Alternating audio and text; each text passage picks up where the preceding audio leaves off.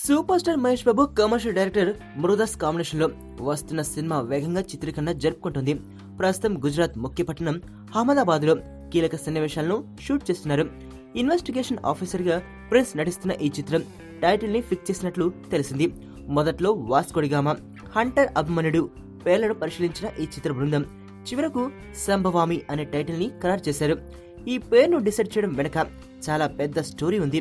గతంలో మహేష్ నటించిన అర్జున్ మూవీలో ఒక్క పాట ఒక్క బాణం ఒక్కటే గురి అనే పాటకు ముందు సంభవామి అనే పదం వినిపిస్తుంది.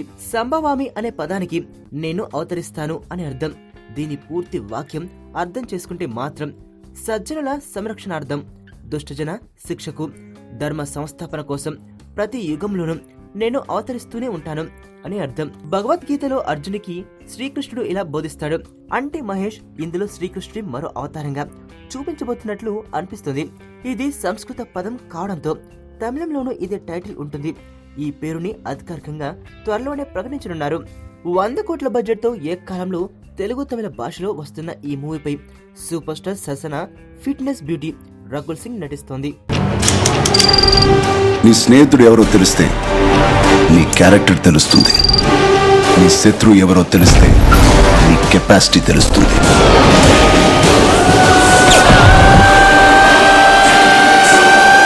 నా శత్రువుని సెలెక్ట్ చేసుకున్నాను.